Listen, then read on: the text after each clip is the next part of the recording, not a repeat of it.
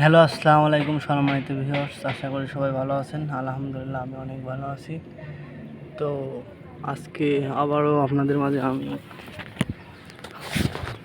লতি কচু চাষের বিষয় বা লতি কচুর বাবদ যে সমস্যা বা বর্তমান আমাদের এদিকে বাজার সব কিছু আজকের ভিডিওতে আমরা আলোচনা করব। তো দেখেন আমার গাছে মোটামুটি লতা আছে, যাই আছে আলহামদুলিল্লাহ। আর আমি গতকালকে ঢাকুরটা এনে দিছি। তো আপনারা দেখতেই পাচ্ছেন যে আমার জমিতে ঘাস অনেক উঠে গেছে। আর আমি কি পরিমাণ জমিতে পানি রাখছি। আমার গাছের বয়স 4 মাস 10 দিন। তো আপনারা দেখতে পাচ্ছেন আমার গাছের চেহারা, কিন্তু গাছে লতা নাই। কারণ গত গত 15 দিন আগে পচা ধরছিল গাছে। এখন ঠিক হইলো দিন, গোড়ার পচাটা ঠিক হয়, আবার পাতায় যে পচাটা আছে না, পাতায় যে পচা আছে এই পচাটা আবার লেগে গেছিলো। তো গতকালকে আমি পাতায় পচা এবং এই যে লেদা পোকার জন্য আমি গতকালকে বীজ দিয়েছি। তা বাদে এই দেখেন লেদা পোকা। তো লেদা পোকা যাদের জমিতে আক্রমণ করে ফেলাইছে, তো তারা আপনারা লেদা পোকা যাদের পাতা নষ্ট করে ফেলাচ্ছে বা লতা খাই ফেলাচ্ছে, তারা লেদা পোকার জন্য আপনার নাইটো আর সিয়ানা ব্যবহার করবেন। তাইলে আপনার এই পাতার যে যত রকম পোকা আছে, সাথে ভার্টিম্যাক্স। আর যদি পচনের সমস্যা থাকে পাতায়, তাইলে রিভাজ। এই কয়টা ওষুধ দিলেই আপনাদের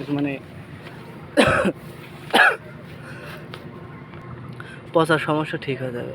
তো দেখতে পাচ্ছেন আমি গত 15 দিন ধরে জমিতে সার দিই না। তো যাই আছে এখন আছে, আমি জমি পরিষ্কার করা শুরু করে দিয়েছি। আবারও দিন এদিকে পরিষ্কার করা শুরু এতটুকু হয়ে গেছে।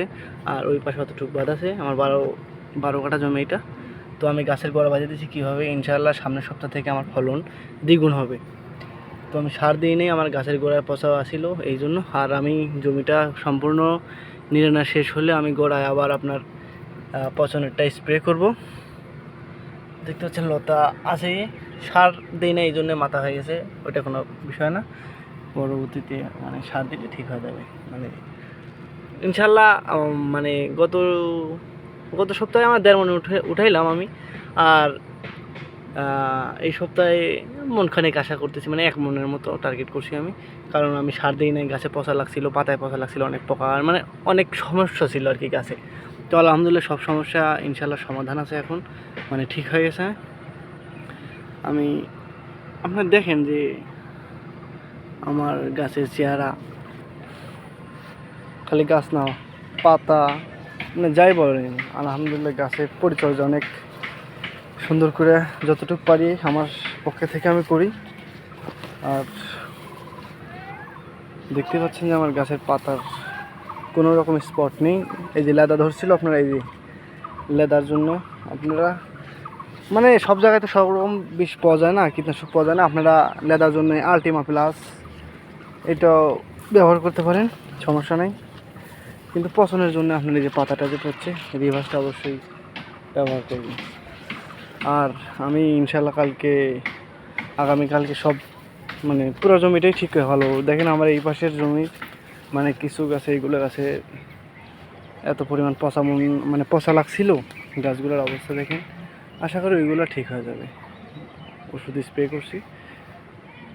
আর পাতায় যাদের পচা ধরতেছে, তারা দেরি না করে তাড়াতাড়ি আপনারা রিভার্সটা যেখান থেকে পারেন আইনা স্প্রে করে দেন। তাছাড়া কিন্তু ওই পাতা পচা শুরু হয়ে গেলে, ওই যে দেখছেন আমি গতকালকে দিছি, তো আজকে থাকবে সমস্যা, ইনশাল্লাহ আগামীকালকে আর এই সমস্যাটা থাকবে না।